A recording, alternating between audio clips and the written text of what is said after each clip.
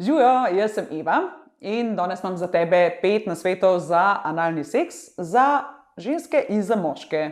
A kako to mislim?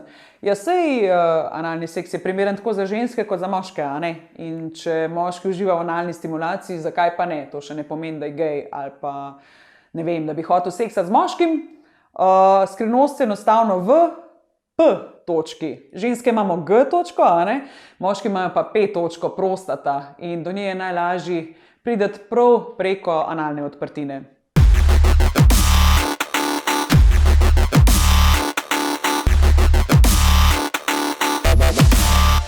Kaj mi ljudje rečejo najprej, kadar omenjam analni seks? Joj, ampak to boli.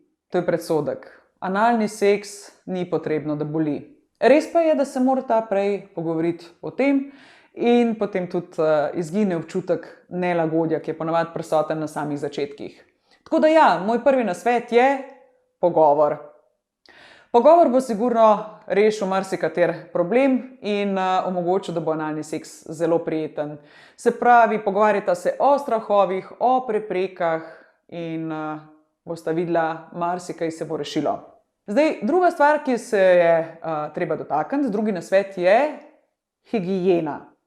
Kljub temu, da vemo, da so analni orgazmi zelo, zelo intenzivni, jih večina parov pravzaprav ne prakticira oziroma ne prakticira analnega seksa ravno zaradi higiene. Ampak zato obstaja zelo enostavna rešitev, ne? Tole, analno tuširanje. Uporabiš običajno toplo vodo, tale pripomoček, pa zadeva rešena. No, samo to prosim ne uporabljati recimo kisa ali pa drugih močnejših sredstev. A je analno tuširanje obvezno pred analnim seksom? Ne, ni, se pa priporoča.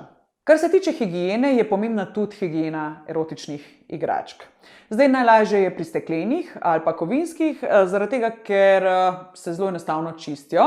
Pri silikonskih pa obstaja v bistvu ena taka majhna verjetnost, da v primeru kakšne poškodbe materiala se tja naselijo bakterije. Tako da, če vidiš kakšno poškodbo, ti priporočam, raje igračko zamenjaj z novo. Še to, tega ne smem pozabiti pri čiščenju, uporabi posebno specializirano čistilo za čiščenje igračk. Takole izgleda, eden izmed teh. Pa še ena stvar na tem mestu jo moram poudariti. Pri analnih igricah ne menjati iz analne odprtine v vaginalno, ker s tem preneseš bakterije. To ni ok. Ok, že smo pri naslednji točki, to je lubrikant. Kakor vemo, analna odprtina se ne vlaži sama od sebe, zato rabiš lubrikant. Zdaj, jaz ti priporočam vodenega, običajnega vodenega. Zakaj? Na vodni osnovi, zaradi tega, ker je ta najbolj primeren za uporabo s kondomi, za uporabo z igračkami, pa tudi pri sami penetraciji. Pri penetraciji lahko uporabiš tudi analni lubrikant, zaradi tega, ker je majčkeno bolj gost oziroma ima tako fino strukturo. Če se ti pa zdi, da tvoje analne mišice potrebujejo majčkeno več sprostitve, potem ti je pa na voljo v bistvu tak relaksirajoč, sproščujoč lubrikant. Če ga uporabiš, preveri samo dve stvari. Ena je, ali je kompatibilen, to piše na sami embalaži, s kondomi, s igračkami. In pa druga, ali ima v sebi vsebuje sredstvo, ki začasno omrtviči analno odprtino. V tem primeru pazi pri zelo grobih igrah, da ne bi prišlo slučajno do kakšne poškodbe. Pa smo že pri 4. predlogu. Moj predlog je počasi. Zdaj, ne glede na to, ali se igraš v bistvu solo s prsti, ali z igračkami, ali pa je penetracija, tukaj vse delajta počasi. Kar se tiče igračk, jih je na voljo več. Zdaj, ali so to analne kroglice, ali so to kakšni analni čepi, lahko uporabljata tudi, ali uporabljaš analni dildo oziroma vibrator. V vsakem primeru počasi. In 5. nasvet, uživajta. Pri analnem seksu ne gre za bolečino ali pa neko preizkušanje ne vem kakšnih divjih mej, gre enostavno za užitek. In če se pojavlja bolečina, prenehajta. Poskusite naslednjič, bo sigurno boljše. Še nekaj odgovorov na najbolj pogosta vprašanja, ki jih dobivam. In sicer, ali lahko partner tekom analnega seksa ejakulira v mene? Lahko. Se moraš pa seveda prepričati, da nima kakšne spolno prenosljive bolezni, ker seveda z analnim seksom ne bo prišlo do nosečnosti, je pa večja možnost za kakšno infekcijo. Če ne gre za tvojega rednega partnerja, priporočamo, da uporabiš kondome.